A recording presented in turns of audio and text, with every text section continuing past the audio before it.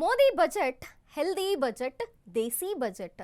ರೋಗಕ್ಕೆ ಕಾರಣವಾಗೋ ಮದ್ಯ, ಸಿಗರೇಟು, ದುಬಾರಿ ಇಂಥದ್ದೇನೇ ಬಂದರೂ ಕೂಡ, ಆ ರೋಗಗಳು ಬಂದರೂ ಕೂಡ ಅದಕ್ಕೆ ಮೆಡಿಸಿನ್ ಏನು ತಗೋತೀವಲ್ಲ ಅದರ ಬೆಲೆ ಈಗ ಅಗ್ಗ ಆಗಿದೆ ಈ ಬಜೆಟ್ನಲ್ಲಿ ಮಂಡಿಸಿರುವಂತಹ ಪ್ರಕಾರ.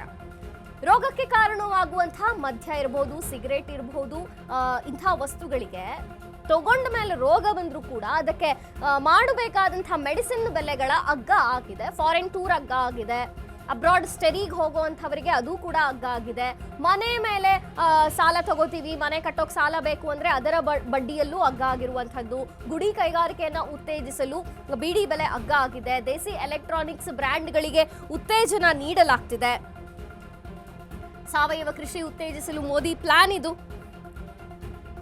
ರಸಗೊಬ್ಬರಗಳ ಬೆಲೆ ಹೆಚ್ಚಿಸಿದೆ ಮೋದಿ ಸರ್ಕಾರ. ಯಾವುದು ಹೆಚ್ಚಾಯಿತು, ಯಾವುದು ಅಗ್ಗವಾಯಿತು ಅಂತ ನೋಡುವಂತಹ ಒಂದು ರೀತಿಯಲ್ಲಿ ಮೋದಿ ಬಜೆಟ್ನಲ್ಲಿ ಕೆಲವು ಮೆಡಿಸಿನ್ಗಳಾಗಿರ್ಬೋದು, ಕ್ಯಾನ್ಸರ್ ಗುಣಪಡಿಸುವಂತಹ ಮೆಡಿಸಿನ್ಗಳಾಗಿರ್ಬೋದು, ಜೊತೆಗೆ ಮಧುಮೇಹವನ್ನ ಕಡಿಮೆ ಮಾಡುವಂತಹ ಕೆಲವು ಔಷಧಿಗಳ ಬೆಲೆ ಅಗ್ಗವಾಗಿರುವಂಥದ್ದು.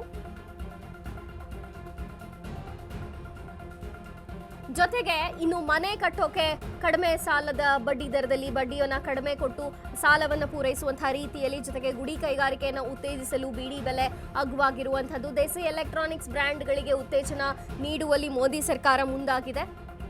ಬಿಡಿ ಬೆಲೆಯಲ್ಲಿ ಇಳಿಕೆಯಾಗಿದೆ. ಚಿನ್ನ ಮತ್ತು ಬೆಳ್ಳಿಯಲ್ಲಿ ನಾವು ನೋಡಬಹುದು. ಹಾಗೂ ಎಲೆಕ್ಟ್ರಾನಿಕ್ ವಾಹನ ಬೆಲೆಗಳಲ್ಲೂ ಇಳಿಕೆಯಾಗಿರುವಂಥದ್ದು. ಜೊತೆಗೆ ಗೃಹ ಸಾಲದ ಮೇಲಿನ ಬಡ್ಡಿ ದರದಲ್ಲಿ ಇಳಿಕೆಯಾಗಿದೆ.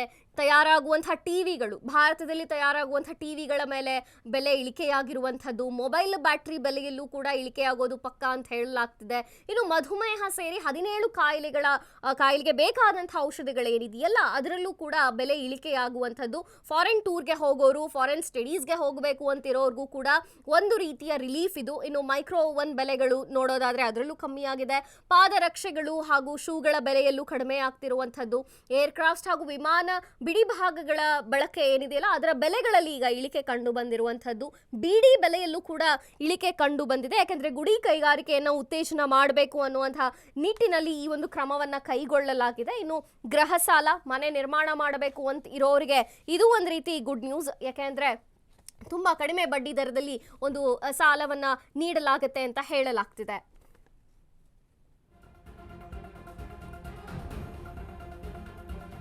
ಪಾನ್ ಮಸಾಲ ಬೆಲೆಯಲ್ಲಿ ಗಮನಾರ್ಹ ಏರಿಕೆಯನ್ನು ನೋಡಬಹುದು ನಾವು. ಇನ್ನು ಐಷಾರಾಮಿ ವಾಚ್ಗಳ ಬೆಲೆಯಲ್ಲಿ ಏರಿಕೆ ಇದೆ. ಫಾರಿನ್ ಮದ್ಯ, ಅದರಲ್ಲಿ ಇಂಪೋರ್ಟೆಡ್ ಏನು ಫಾರಿನ್ ಮದ್ಯಗಳಿರುತ್ತೋ ಅದರಲ್ಲಿ ಏರಿಕೆಯಾಗಿದೆ. ಜೊತೆಗೆ ಸ್ಟಾಕ್ ಮಾರ್ಕೆಟ್ ಚಟುವಟಿಕೆ ದರದಲ್ಲೂ ಏರಿಕೆಯಾಗುತ್ತೆ. ಐಷಾರಾಮಿ ಕಾರ್ಗಳು, ಇಂಪೋರ್ಟೆಡ್ ಕಾರ್ಗಳ ಮೇಲೆ ಒಂದು ಏರಿಕೆಯನ್ನು ಕಂಡು ಬರುವಂಥದ್ದು. ಆ್ಯಂಡ್ ಸುಗಂಧ ದ್ರವ್ಯಗಳು, ಸೆಂಟೆಡ್ ಪರ್ಫ್ಯೂಮ್ಸ್ ಇರ್ಬೋದು, ಅಣು ವಿದ್ಯುತ್ ಸಲಕರಣೆಯ ಬೆಲೆ ಇರಬಹುದು, ಕಬ್ಬಿಣದ ಅದಿರು ಬೆಲೆಯಲ್ಲೂ ಏರಿಕೆಯಾಗುತ್ತೆ. ಇನ್ನು ಖನಿಜ ಹಾಗೂ ಕಲ್ಲಿದ್ದಲ ಬೆಲೆಯಲ್ಲಿ ಏರಿಕೆಯಾಗಿರುವಂಥದ್ದು ಮೋದಿ ಬಜೆಟ್ ಎಫೆಕ್ಟ್ ಇದು.